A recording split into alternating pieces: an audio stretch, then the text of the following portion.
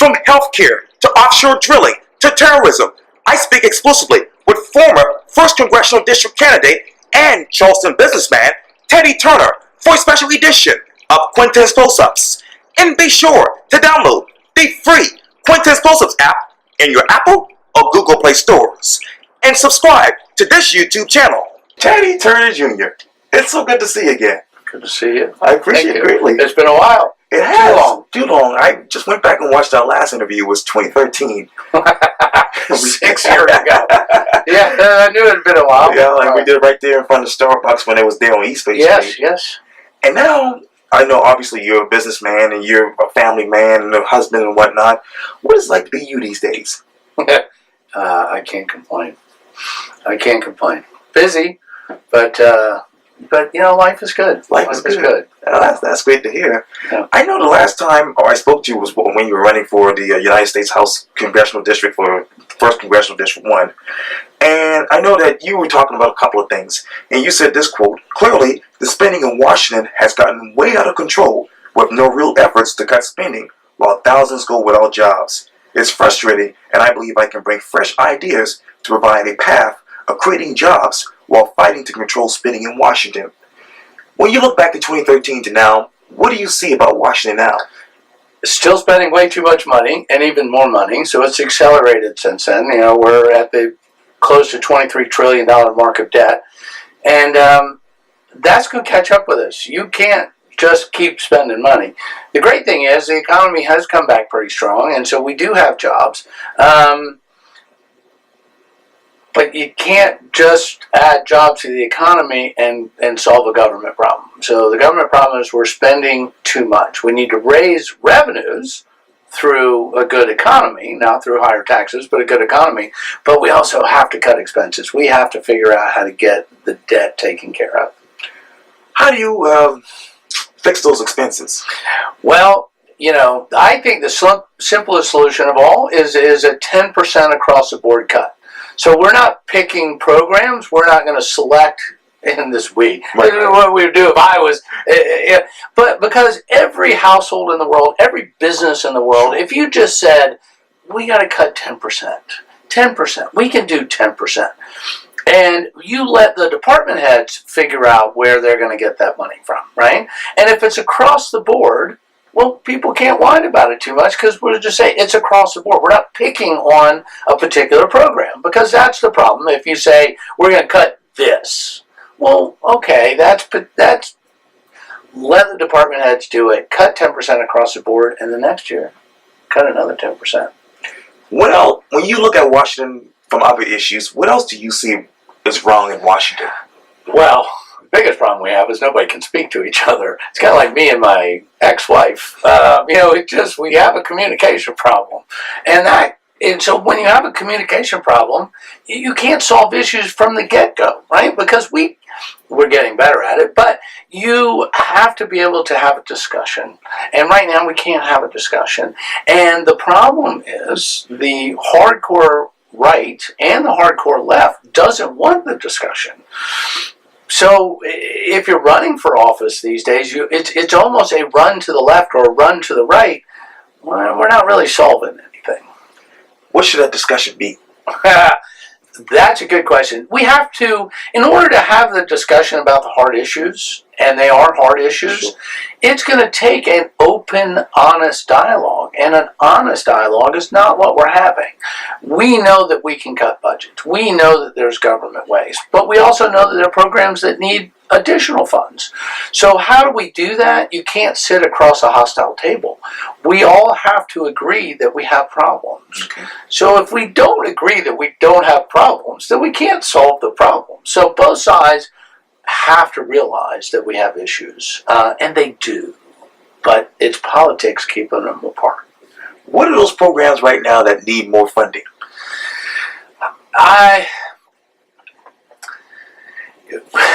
So everybody would say, well, education, we need more funding. Okay. Well, there's so much money in education. If we were worried about education, wouldn't all schools look the same?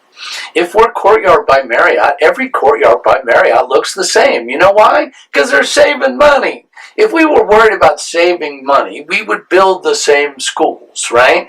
Because it's not the house that makes a home. It's the home that makes a home. So we can spend more money on education. I don't think that fixes education completely. We obviously need to put money in the right place as far as healthcare and just trying to figure out what are those healthcare issues. The biggest problem that we're going to see coming up is Social Security. And people depending on Social Security, and we know they're not out of funds in Social Security in 30 or 40 years. They're out of funds today. We're just passing the buck. It's a Ponzi scheme. We need to spend some time and effort on that. I hate to go back to education, but that's our serious biggest problem in this country. Do you fix it with more money? Not purely.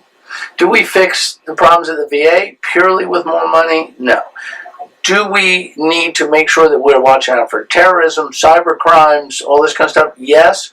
But do we need a bigger defense budget, or we just need it spent properly? I don't know. I mean, I would love the chance to really go in and have the opportunity to delve deeper. But as a private citizen, all I can do is kind of peek from the outside. 2020 is coming. Yes, it is. There's going to be another election for the 1st Congressional District. What issue would make you jump back into that race right now? It would be tough, only because where my family situation is right now, and family at this point in my life, it probably hasn't always come first. It's first now, and so there's family dynamics right now that would make a 2020 race pretty implausible for me. I'm sad to say, because I think it's a good seat to try to take back for the Republicans, but not just any Republican. Joe Cunningham ran a great race. He's holding his own in Washington. He's still, a Democrat. That doesn't make him all bad. It just means we don't agree on a lot of things. But I think the race is I think there's going to be a big fight to get that House seat back to the Republican side. A lot of people running. I heard. There's a lot of people running, and right now family comes first. So it would be really hard to jump back in there. Just the timing's really bad. You talked about Representative Cunningham. Obviously, he just tweeted this out just recently on May 9th. He said this quote, "I'm voting today to strengthen protections for the 300,000 low-country residents with pre-existing conditions. It wasn't that long ago that insurance companies could deny coverage to people living with pre-existing conditions like asthma, diabetes, and cancer. We must protect our care." How do you protect care in 2019? The Affordable Care Act took care of a lot of the pre-existing condition problems, and I think that is something that insurance companies have been negligent in providing, except for the fact that what is one of the most regulated industries in this country? Health insurance. So we want to blame the insurance companies. They can't operate across state lines. There's all kind of problems with the insurance companies and the regulation in insurance companies. But we also don't want them to run amok either. Once again, it's a complicated issue. But I think pre-existing conditions, if you have health insurance and you had it when you had that, or if you're going to get health insurance and you have a pre-existing condition, that makes it tough, because who wants to take on your issue? Now, if you don't know about it and you get it, and then the insurance companies don't want to say, well, you can't have insurance now, it gets to be a tough issue. But healthcare in this country, we still have one of the best healthcare systems in the world. People come here from all over the world to get American healthcare, American technology, American drugs. Right. We have an expensive system. Well, it's your health. Is it worth spending some money on? Is it worth having to go broke for? Well, I'd rather be broke and alive than rich and dead. So healthcare is not a right, but we need to move things as close as we can to help as many people as we can while not spending ourselves into oblivion. And that's not an easy task. How much should they spend on healthcare right now? Well, they who? They, us, they, the government, they. So healthcare is one of the biggest expenses in the country, right? So, and I'm not sure, even though we have a big health craze going on in the country and have for a while, I'm not sure we're any healthier. Because there's it's a hard thing to do. It's really a commitment to eat healthy, to work out, to exercise, to do all that kind of stuff. And not everybody has the time or the money to do that. Eating healthy is an expensive thing. Having free time in order to have time to exercise is a tough thing. So people who are working 2 jobs and barely keeping their head above water, healthcare is not a big, self-preservation healthcare is not a big issue.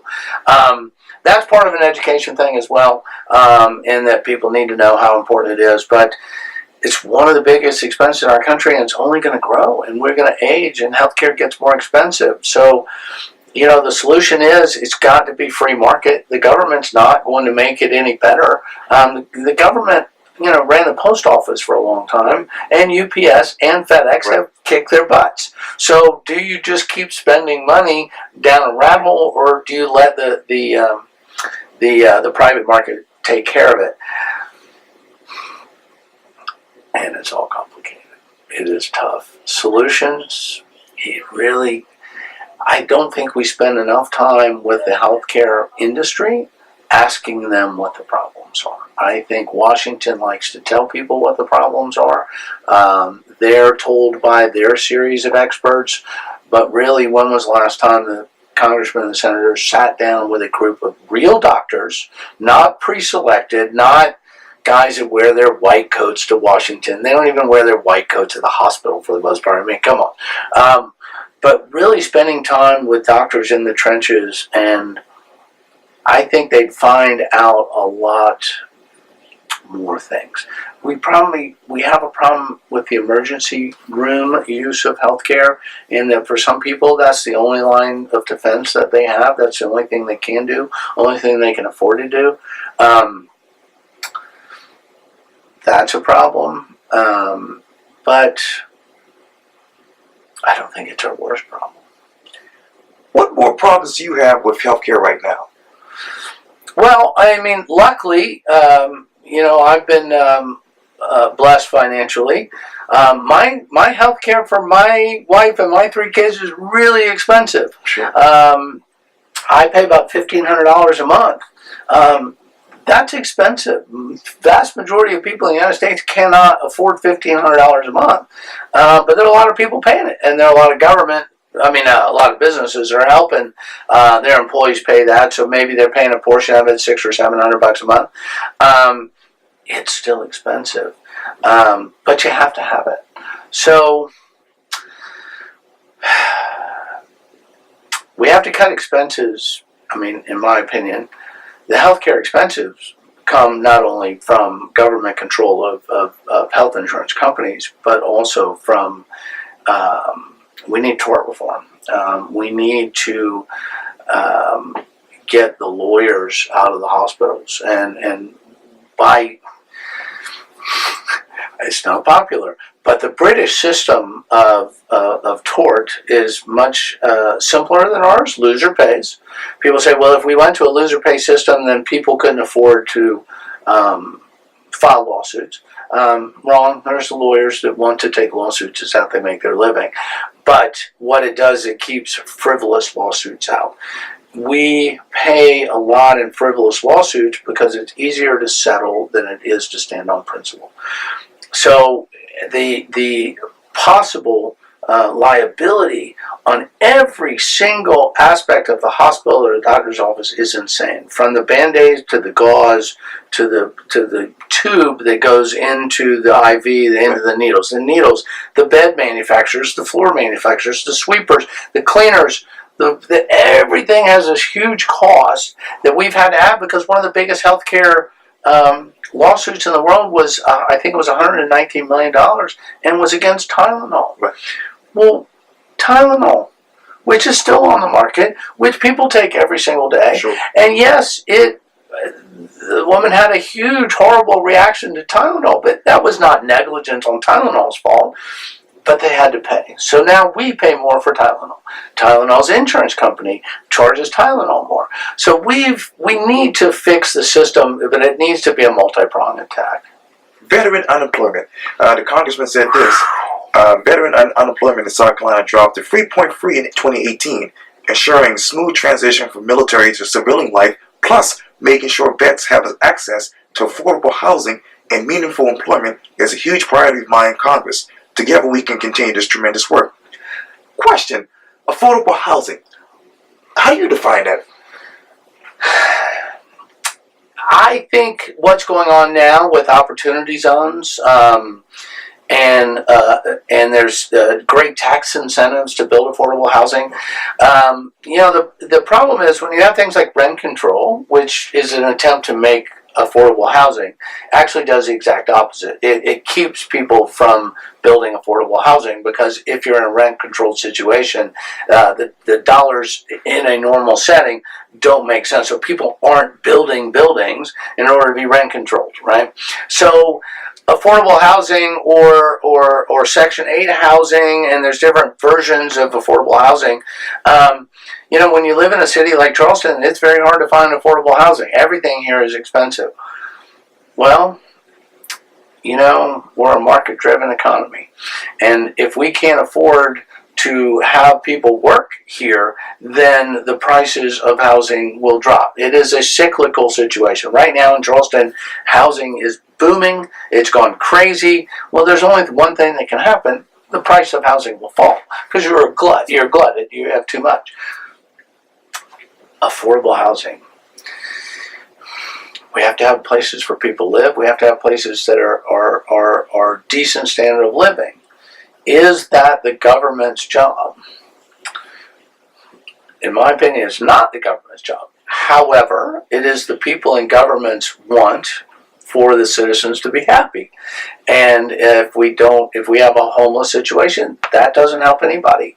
So we do have to step in, but I think the way to do that is through the private market and through tax incentives and other things in order for these things to be created. So we can use the government to use its tools without costing the taxpayer money. And what the left is going to try to say is this is corporate welfare.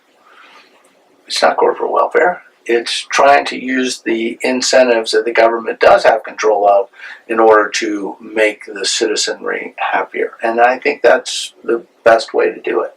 What tax incentives are you looking at now? Well, unfortunately, I just pay a lot of taxes. Property taxes, those kind of things. Right. I am not, they want to say, well, the rich don't pay taxes. Well, we know that's not true.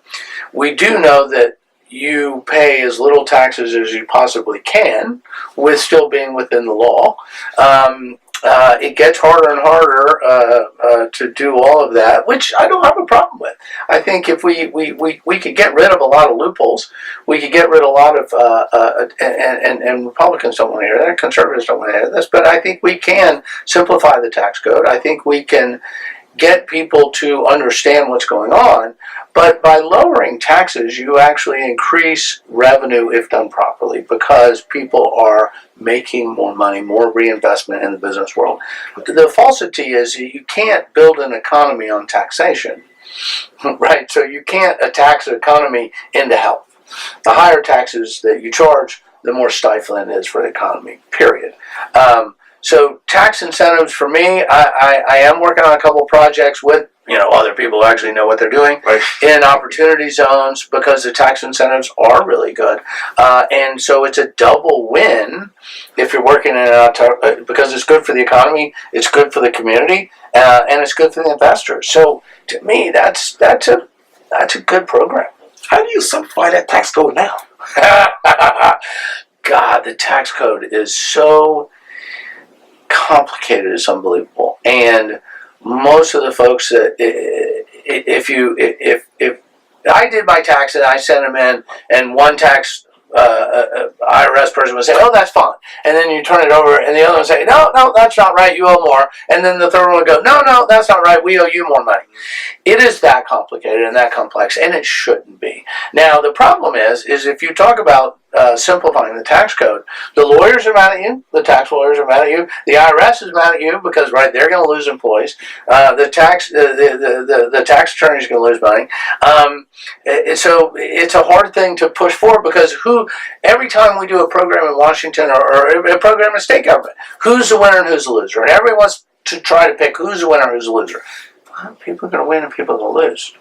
I'm sorry, that's unfortunately. But if we're looking for the greater good, if we're looking for in the long run, it's better for everybody.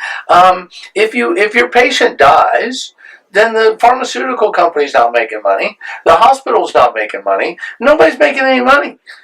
Well, don't let the patient die, but what we do is we tend to put them on life support, and then we spend lots and lots and lots of money trying to keep a program alive that should have been allowed to die a long time ago. So I switched from program to people because nobody wants to hear about people dying. Okay. But I'm just saying, if it's a bad program, let's get rid of it. Let's not just keep throwing good money after bad. We can trim things. It is just nobody wants to hear it. The climate in Washington is such that nobody wants to hear it. Nobody wants to hear it in their personal life. Nobody wants to see the battles that are going on right now. Almost in a way, we're facing a reset of some sort. We can't owe this amount of money and keep spending this kind of money without a reset coming. The reset may be the time when things get changed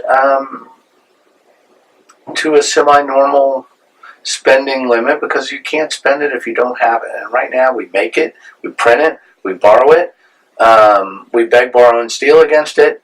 But eventually, if your money's not worth anything, trouble's ahead. Trouble's ahead no matter what. So nobody's. It's a problem. If you owe $23 trillion and you're still overspending by $2 trillion a year, so you're growing the deficit, when does that stop? When do we start spending $2 trillion and bringing in $4 trillion? When do we start paying down the debt? When do we start running not at a deficit? Well, when you do that? It's when people won't give you money anymore. When money's not worth anything anymore, all of a sudden, you're going to have to reset. And I don't want a reset. I would rather have us get out of this problem ourselves. But politicians on both sides can't get elected without buying their votes. And they buy their votes with incentives and programs. All sides of the aisle. Well, that's how it works. You talked earlier about climate. Let me talk to you about climate change, I believe, because Representative Cunningham says that he wants to find common ground with climate change to protect places like Parris Island where Marine Corps recruit trained. He says this too, quote, "You want to talk about national security. You want to talk about protecting our military. Climate change is front and center."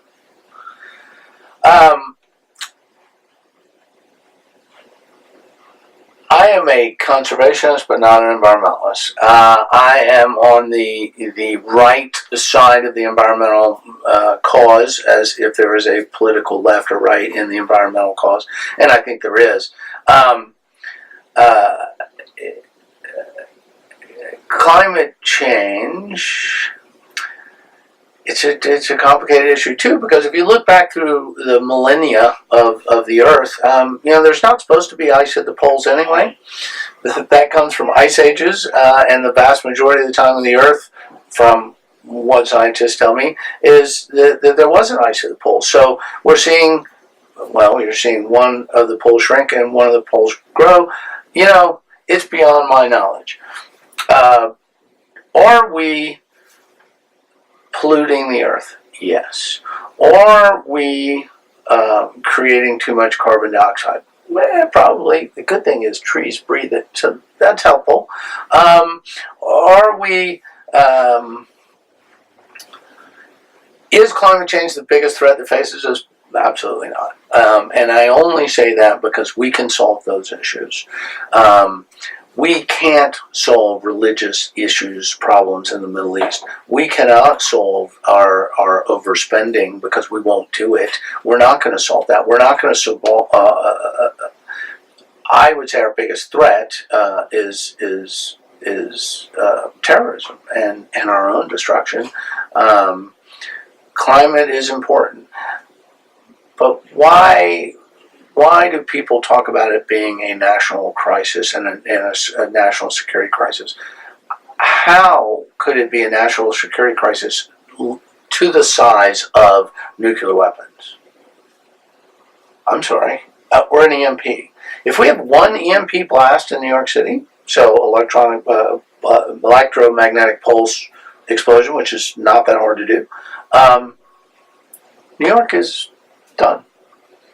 Everything ceases to work in New York for a long period of time. So you have 24, 23, 25 odd million people with nothing.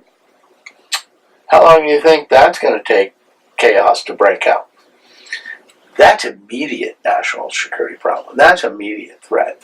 Climate change? Are the oceans rising? I don't know. Are we getting warmer or hotter? I don't know. Climate changes. What we need to do is not pollute. What we need to do is keep our water clean and our air clean.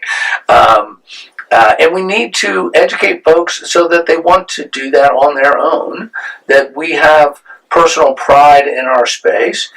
When you drive down the highway, and I know I'm over talking and not simple one-line answers, but how many people still throwing trash out the window of their cars? Come on, people. That's not, you don't have to be a bright person to think that's a bad thing. Put it in the dumpster, you know.